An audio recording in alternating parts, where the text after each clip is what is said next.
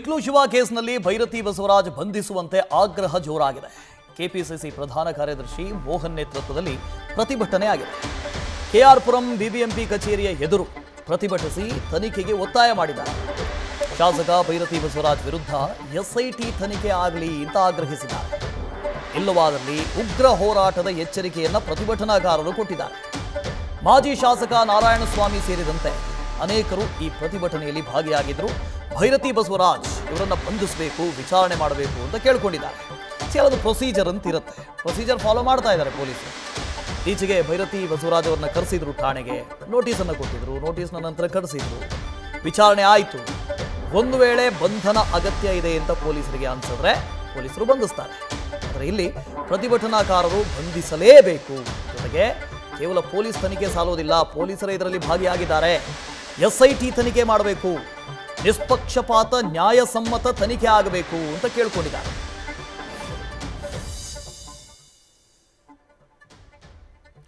ಬಿಕ್ಲು ಶಿವ ಕೊಲೆಯಾಗಿತ್ತು. ಈ ಕೊಲೆ ಕೇಸ್ಗೆ ಸಂಬಂಧಪಟ್ಟ ಹಾಗೆ ಕುಮ್ಮಕ್ಕು ಕೊಟ್ಟಿದ್ಯಾರು? ಶಾಸಕರು ಅಂತ ಆರೋಪ. ಶಾಸಕರು ಅಂತ ಆರೋಪ ಕೇಳಿ ಬಂದ ನಂತರದಲ್ಲಿ ಇವ್ರನ್ನ ಮಾಡಲಾಯಿತು, FIR ಕೂಡ ದಾಖಲಾಯಿತು. ಅದಾದ ನಂತರ ವಿಚಾರಣೆ ಮಾಡಬೇಕಾಗಿತ್ತು, ನೋಟಿಸ್ ಕೊಟ್ಟಿದ್ರು, ವಿಚಾರಣೆಗೆ ಕರೆದ್ರು, ಠಾಣೆಗೆ ಬಂದರು, ವಿಚಾರಣೆ ಕೂಡ ಆಯಿತು. ಇಷ್ಟಾದರೂ ಕೂಡ ಅವ್ರನ್ನ ಬಂಧಿಸಬೇಕು ಅನ್ನೋ ಆಗ್ರಹ ಜೋರಾಗಿದೆ. ಆರೋಪಿ ಇನ್ನೂ ಹೊರಗಡೆ ಸುತ್ತಾಡ್ತಾ ಇದ್ದಾರೆ. ಸಾಕ್ಷ್ಯ ನಾಶ ಮಾಡೋದಿಲ್ವಾ? ಬೇರೆ ಎಲ್ಲರನ್ನ ಬಂಧಿಸಿದಿರಿ, A1 ಇನ್ನೂ ಸಿಕ್ಕಿಲ್ಲ ಬಿಡಿ. A1 ಜಗ್ಗು ಅವನಿಗೋಸ್ಕರ ಹುಡುಕಾಟ ಆಗ್ತಾ ಇದೆ, ಇನ್ನೂ ಸಿಕ್ಕಿಲ್ಲ. ಇನ್ನೊಂದು ಕಡೆಯಿಂದ ಶಾಸಕರನ್ನ ಬಂಧಿಸಿಲ್ಲ. ಹಾಗಾಗಿ ಪೊಲೀಸರ ತನಿಖೆಯ ಮೇಲೆಯೇ ಸಂಶಯ ಅಂತ ಪ್ರತಿಭಟನೆ ನಡೆದಿದೆ. ಇವತ್ತು ಕೆಆರ್ಪುರಂ ಕ್ಷೇತ್ರದಲ್ಲಿ ಪಕ್ಕದ ಕ್ಷೇತ್ರದಲ್ಲಿ ಆಗಿರ್ತಕ್ಕಂಥದ್ದು ಮರ್ಡರು. ಆದರೂ ಇದರಲ್ಲಿ ಕೊಲೆಯಲ್ಲಿ ಕೆಆರ್ಪುರಂ ಕ್ಷೇತ್ರದಲ್ಲಿ ಇರುವಂಥವರೆಲ್ಲ ಇನ್ವಾಲ್ವ್ ಆಗಿರ್ತಕ್ಕಂಥದ್ದು.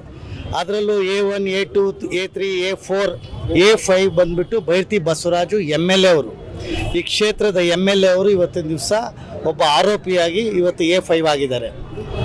ಬೇರೆ ಕೇಸ್ಗಳಲ್ಲಿ ಯಾರಾದರೂ ಈ ಥರ ಕಂಪ್ಲೇಂಟ್ ರಿಜಿಸ್ಟರ್ ಆಗಿದ್ದರೆ ಅವ್ರನ್ನ ಇಮಿಡಿಯೇಟಾಗಿ ಅರೆಸ್ಟ್ ಮಾಡೋರು. ಆದರೆ ಈ ಕೇಸಲ್ಲಿ ಅವರ ಪ್ರಭಾವ ಇರೋದ್ರಿಂದ ಅವ್ರನ್ನ ಇದುವರೆಗೂ ಅರೆಸ್ಟು ಮಾಡಿಲ್ಲ. ಆಮೇಲೆ ಇದು ಅವರೇನೋ ಹೇಳ್ತಾ ಇದ್ದಾರೆ, ಇದು ರಾಜಕೀಯದ ಕುಮ್ಮಕ್ಕಿಂದ ಇವತ್ತು ನನ್ನ ಮೇಲೆ ಆರೋಪ ಮಾಡಿದ್ದಾರೆ ಅಂಥೇಳಿ ಒಂದು ಹೇಳಿಕೆಯನ್ನು ಕೊಡ್ತಾ ಇದ್ದಾರೆ. ಆದರೆ ಫೆಬ್ರವರಿ ತಿಂಗಳಲ್ಲೇ ಯಾರು ಇವತ್ತು ಕೊಲೆ ಆಗಿದ್ದಾನೆ ವ್ಯಕ್ತಿ, ಆ ಫೆಬ್ರವರಿ ತಿಂಗಳಲ್ಲೇ ನನಗೆ ಇವ್ರ ಮೇಲೆಯಿಂದ ಧಮಕಿ ಇದೆ, ನನ್ನ ಪ್ರಾಣಕ್ಕೆ ಅಪಾಯ ಇದೆ ಅಂಥೇಳಿ ಈಗಾಗಲೇ ಅವರು ಪೊಲೀಸ್ ಕಂಪ್ಲೇಂಟನ್ನು ರಿಜಿಸ್ಟರ್ ಕೂಡ ಮಾಡಿದ್ದಾರೆ. ಆದರೆ ಕಮಿಷನರ್ಗೂ ಲೆಟರ್ ಕೊಟ್ಟಿದ್ದಾರೆ.